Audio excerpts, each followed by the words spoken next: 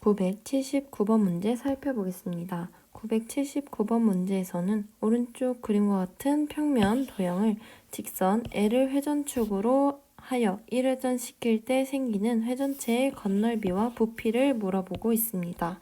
문제에서는 회전체의 건널비와 부피를 모두 물어보고 있습니다. 따라서 먼저 이 평면 도형을 1회전시켰을 때 생기는 회전체가 어떤 것인지 파악한 다음 이 회전체의 건널비를 구하고 마지막으로 부피를 구해보도록 하겠습니다. 먼저 이 평면 도형을 1회전시켰을 때 생기는 회전체를 생각해 보겠습니다. 이 평면 도형을 1회전시킨다면 반대쪽에도 선대칭 도형의 모습이 나타날 것입니다. 그리고 다음과 같은 입체적인 모양을 띌 것입니다. 이를 따로 그려본다면 다음과 같이 생긴 반구에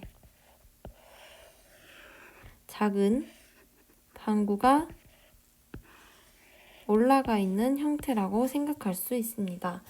이렇게 생긴 회전체의 건널비 먼저 구해보겠습니다. 이 입체 도형의 건널비를 생각해보면 우선 다음 세 부분의 합으로 이루어져 있음을 파악할 수 있습니다. 가장 처음으로 위에 올라가 있는 작은 반구, 이 반구를 위에 올라가 있는 작은 반구, 이 반구를 밑에 있는 반구라고, 큰 반구라고 이야기하겠습니다. 그렇다면 건널비는 위에 올라가 있는 작은 반구의 넓이, 그리고 도너츠 모양으로 생길 이 부분의 넓이, 이는 밑면의 넓이라고 이야기하겠습니다. 그리고 마지막으로 큰 반구의 넓이의 합으로 이루어져 있는 것입니다. 따라서 순서대로 이 세 부분의 넓이를 구하여 더해주도록 하겠습니다. 먼저 작은 반구를 살펴보겠습니다. 우선 구의 건널비를 구하는 공식은 구의 반지름이 r일 때 4파이 r 제곱으로 구합니다. 그렇다면 구의 절반에 해당하는 반구의 건널비는 9의 2분의 1에 해당하는 2파이 r 제곱입니다. 따라서 작은 반구를 살펴보면 작은 반구는 원래의 그림에서 반지름의 길이가 5cm였기 때문에 2파이 5의 제곱이라고 나타낼 수 있습니다. 큰 반구를 살펴보면 큰 반구는 반지름이 7cm라고 주어져서 2파이 곱하기 7의 제곱이라고 나타낼 수 있습니다. 마지막으로 도너츠 모양으로 생긴 밑면을 살펴보겠습니다.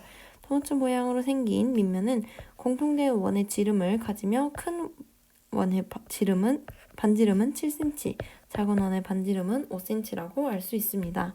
그렇다면 도너츠 모양에 해당하는 이 부분의 넓이는 큰 원의 넓이에서 작은 원의 넓이를 빼는 방식으로 구할 수 있고, 큰 원의 반지름이 7cm라서 49파이, 작은 원의 반지름이 5cm라서 25파이로 표시할 수 있습니다.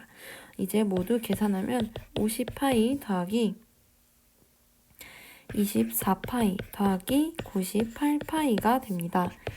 더하면 172파이 제곱센티미터가 바로 문제에서 물어보는 이 회전체의 건널비가 됩니다. 마지막으로 이 회전체의 부피를 구해보겠습니다. 이 회전체는 크게 다음 두 부분의 부피의 합으로 이루어져 있습니다. 위에 얹혀져 있는 작은 반구의 부피와 아래에 있는 큰 반구의 부피의 합으로 이루어져 있는 것입니다. 그렇다면 이제 구의 부피를 구하는 공식을 정리한 다음 각각의 반구의 부피를 구해보겠습니다. 구의 반지름이 r일 때 구의 부피는 3분의 4파이 r 세제곱으로 구할 수 있습니다. 그렇다면 구의 절반에 해당하는 반구의 부피는 원래 구의 부피의 2분의 1을 한 값인 3분의 2파이 r 세제곱이 됩니다. 작은 반구의 반지름은 5였고 큰 반구의 반지름은 7이었기 때문에 대입한다면 3분의 2파이 곱하기 5의 세제곱, 그리고 큰 반구의 부피는 3분의 2파이 곱하기 7의 세제곱이 됩니다. 이제 모두 계산해준다면 3분의 250파이 더하기 3분의 686파이가 되며 총 312파이 세제곱센티미터라고 계산할 수 있습니다.